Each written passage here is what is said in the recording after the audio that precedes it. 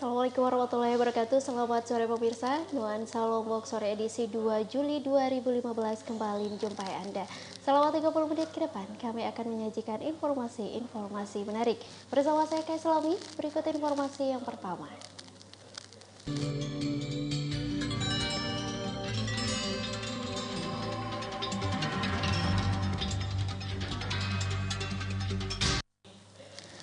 Baik pemirsa, kepolisian sektor Lingsar mengamankan SD alias Amak Judik berusia 64 tahun, warga dusun Batu Kumbung, Kecamatan Narmada, Lombok Barat, yang diduga berprofesi sebagai dukun cabul.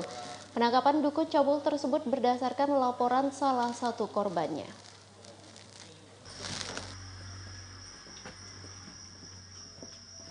Entah apa yang ada dalam pikiran Sadie alias Amak Juni berusia 64 tahun. Warga dusun Batu Kumbung, Kecamatan Narmada, Lombok Barat yang telah memiliki 6 orang anak ini. Usianya yang telah senja bukannya diisi dengan ibadah, namun malah diisi dengan perbuatan cabul.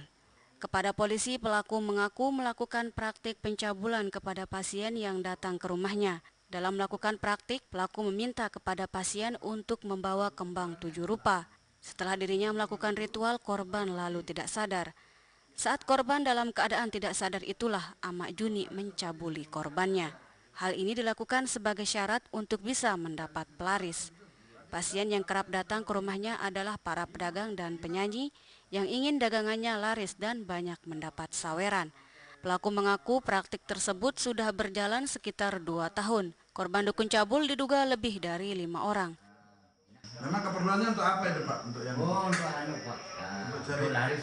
Laris. Memang Ya. Bapak bisa ya? Bisa. Untuk yang Ya. supaya laris? Ya, supaya laris. Ya, syarat-syaratnya apa aja kalau supaya laris itu Pak?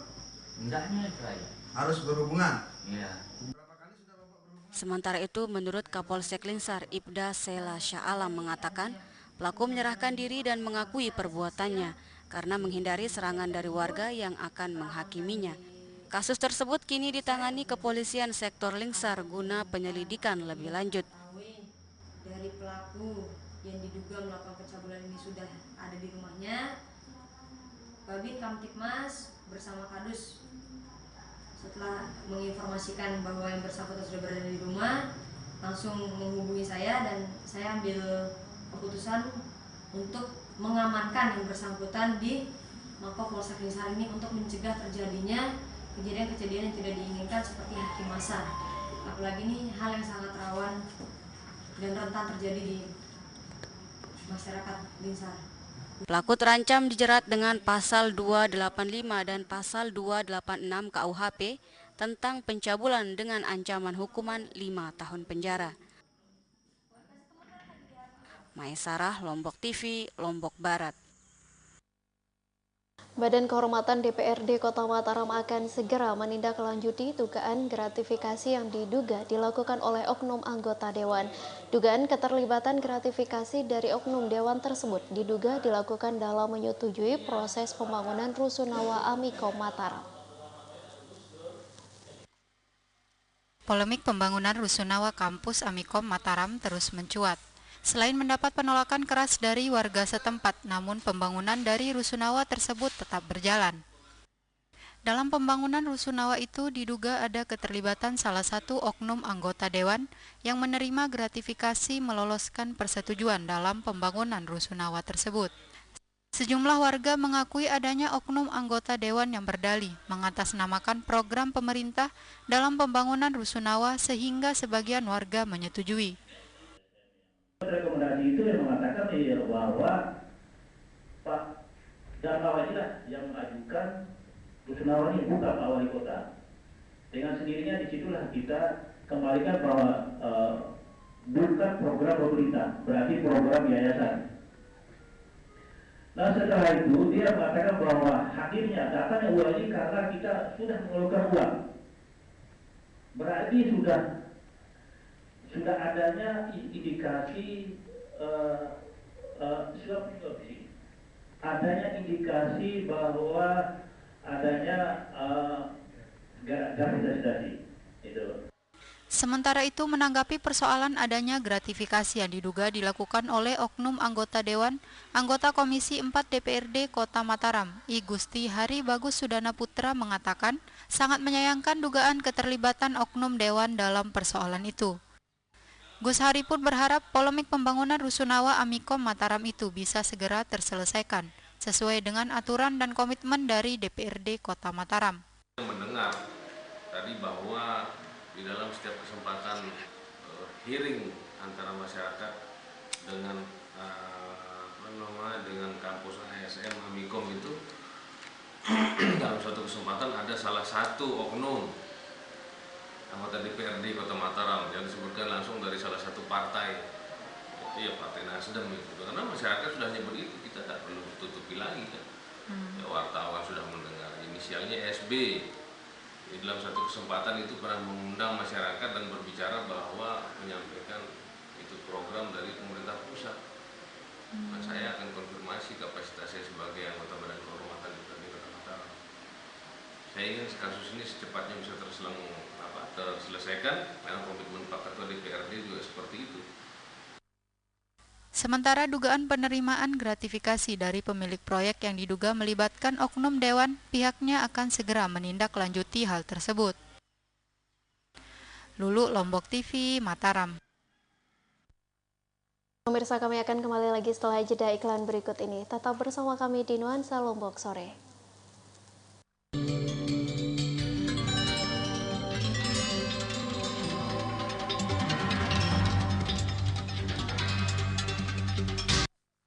Acara ini dipersembahkan oleh M.Co, merubah yang biasa menjadi luar biasa.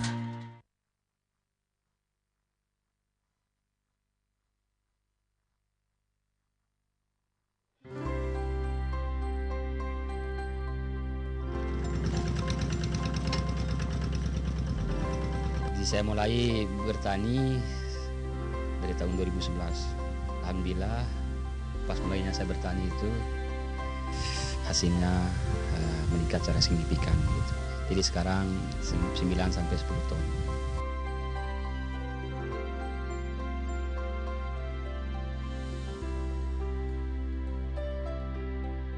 Alhamdulillah dengan beberapa input pendampingan, mulai dari bagaimana kita mengelola lahan dengan baik, bagaimana kita melakukan seleksi benih dan menggunakan bibit unggul, menerapkan pola tanam jajar legowo dengan pengaturan jarak tanam, penyediaan sarana produksi pertanian dan benih, kemudian pupuk dan obat-obatan. Selain pendampingan teknis, kita bisa meningkatkan produksi petani menjadi 9,6 ton per hektar pada tahun 2014, dan tahun ini alhamdulillah kita bisa tingkatkan lagi menjadi 9,9 ton per hektar.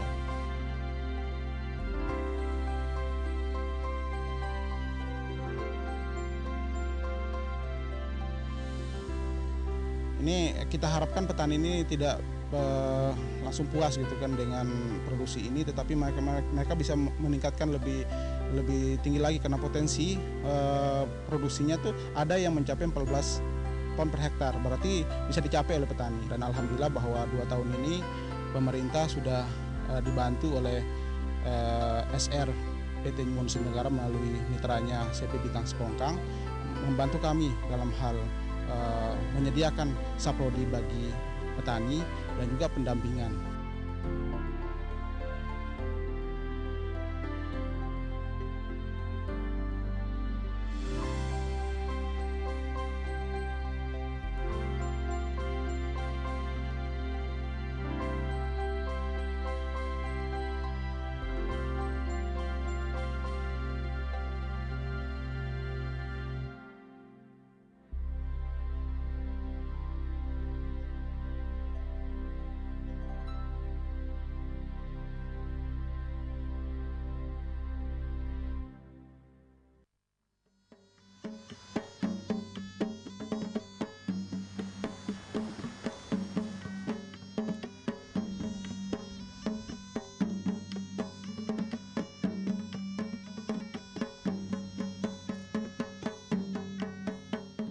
menjaga kelestarian alam dan kearifan lokal selama kami beroperasi.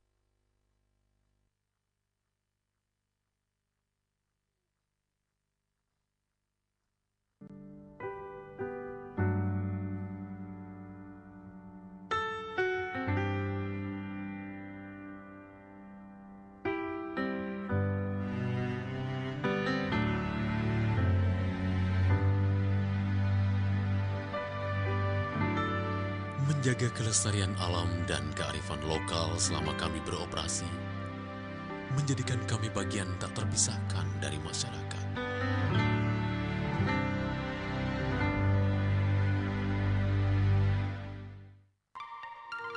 Selamat datang di dunia warna MKU.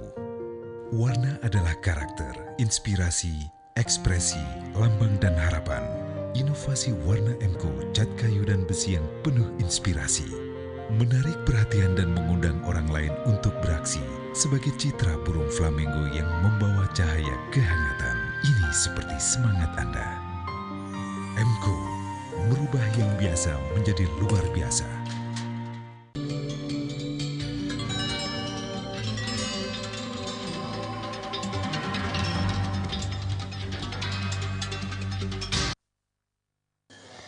Baik pemirsa, terima kasih Anda masih bersama kami di Nuansa Lombok Sore. Dinas Koperasi Perindustrian dan Perdagangan Kota Mataram dengan melibatkan distributor menggelar pasar rakyat atau pasar murah secara bergiliran di 6 kecamatan. Penyelenggaraan pasar murah ini mempermudah warga, khususnya kalangan menengah ke bawah, untuk mendapatkan sembako dengan harga murah.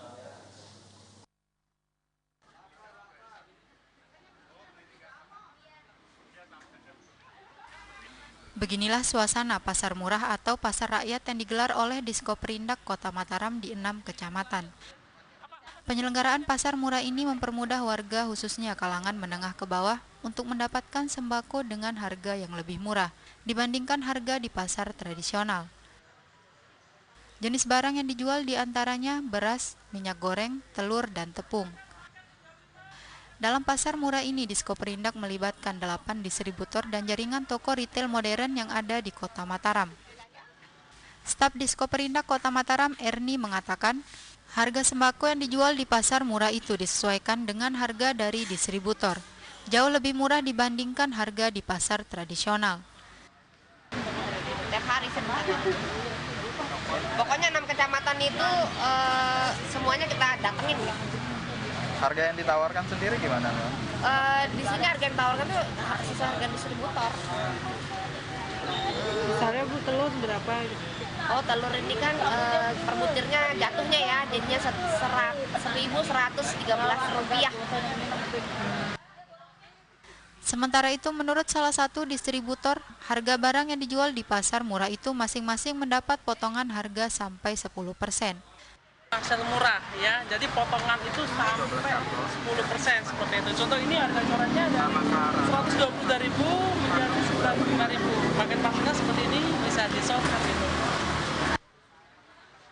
Dari pasar murah ini diharapkan dapat membantu masyarakat dalam mengurangi beban pengeluaran selama Ramadan dan Idul Fitri. Lulu, Lombok TV, Mataram. Baik pemirsa, untuk pertama kalinya di bulan puasa, harga konsumen di Provinsi NTB secara umum mengalami deflasi sebesar 0,03%. Menurut Badan Pusat Statistik Provinsi NTB, deflasi di bulan puasa tahun ini terjadi akibat adanya penurunan indeks pada kelompok transportasi dan jasa keuangan sebesar 0,25%. Sementara pada kelompok makanan dan sandang terjadi kenaikan indeks, namun tidak mempengaruhi terjadinya inflasi. Seakan menjadi sejarah, harga konsumen di Provinsi NTB secara umum mengalami deflasi sebesar 0,03% pada bulan puasa tahun ini. Bahkan angka deflasi itu berada di bawah angka inflasi nasional yang tercatat sebesar 0,54%. Inflasi hanya terjadi di Kota Mataram sebesar 0,15%. Dari data yang dirilis Badan Pusat Statistik Provinsi NTB, deflasi yang terjadi di NTB pada bulan Juni yang bertepatan dengan bulan puasa tahun ini akibat adanya penurunan indeks pada kelompok transportasi, komunikasi dan jasa keuangan sebesar 0,25%. Selanjutnya kelompok bahan makanan sebesar 0,20% dan kelompok perumahan, air, listrik, gas, dan bahan bakar sebesar 0,08%. Sedangkan untuk kelompok bahan makanan jadi, minuman, rokok, dan tembakau justru mengalami kenaikan indeks atau terjadi inflasi sebesar 0,34%. Begitu juga halnya pada kelompok sandang, terjadi inflasi sebesar 0,12%, kelompok kesehatan sebesar 0,03%, dan kelompok pendidikan, rekreasi, dan olahraga sebesar 0,00%.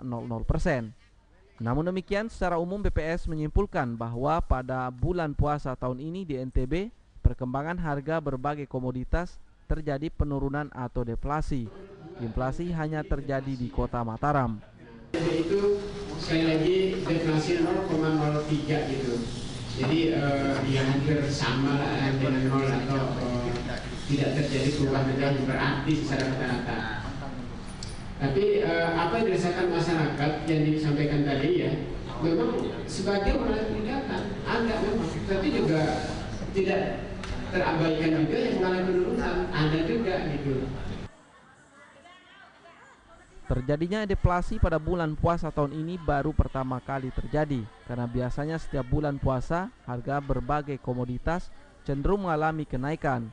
Dan deflasi ini diharapkan akan terus terjadi hingga Hari Raya Idul Fitri mendatang.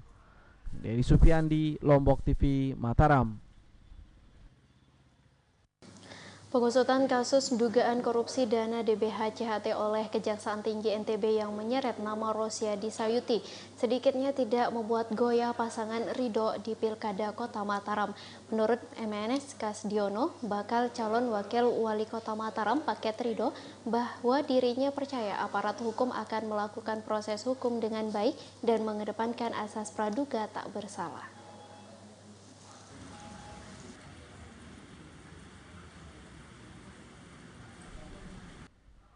Pengusutan kasus dugaan korupsi dana bagi hasil cukai hasil tembakau sebesar 32 miliar mulai dikait-kaitkan dengan Pilkada Kota Mataram. Pasalnya Kepala Dikpora NTB Rosiadi Sayuti yang dipanggil pihak Kejaksaan Tinggi NTB sebagai saksi merupakan salah satu bakal calon wali Kota Mataram berpasangan dengan MNS Kasdiono atau Paket Ridho.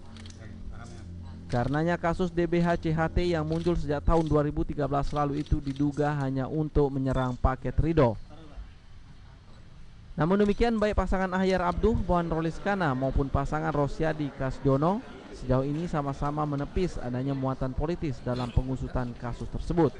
Bahkan bakal calon wali Kota Mataram Kasdiono sendiri mengaku kasus DBH-CHT itu tidak sedikit pun membuat goyah pasangan Ridho, karena dirinya percaya dan menyerahkan kepada aparat hukum akan melakukan proses hukum dengan baik dan mengedepankan azas praduga tak bersalah. Ya, masyarakat tergantung kita mau mempertontonkan apa sekarang. Anda membuat goyah Ridho dengan masalah ini, goyah sedikit gitu ada. Saya tidak akan tidak ada rasa goyah, karena bagaimana saya yakin betul bahwa semua diserahkan kepada aparat hukum dan mengedepankan asas hukum praduga tak bersalah. Selain itu, Kasdiono juga meminta kepada rivalnya agar sama-sama mengedepankan sportivitas dalam bertarung di Pilkada Kota Mataram Desember mendatang. Masing-masing pihak harus mampu saling menghargai dan tidak saling menjatuhkan satu sama lain. Karena baik Paket Aman maupun Paket Ridho sama-sama ingin berkontribusi untuk membangun Kota Mataram yang lebih baik ke depannya. Dedi Sufiandi, Lombok TV, Mataram.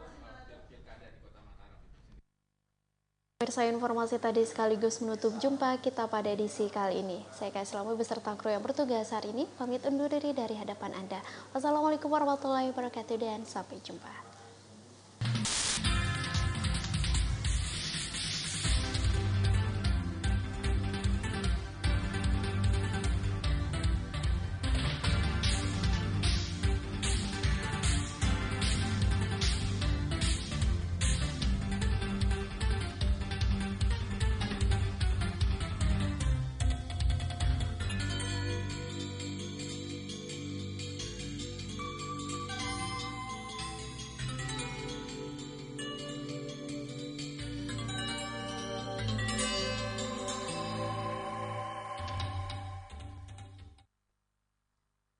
Acara ini dipersembahkan oleh MCO, merubah yang biasa menjadi luar biasa.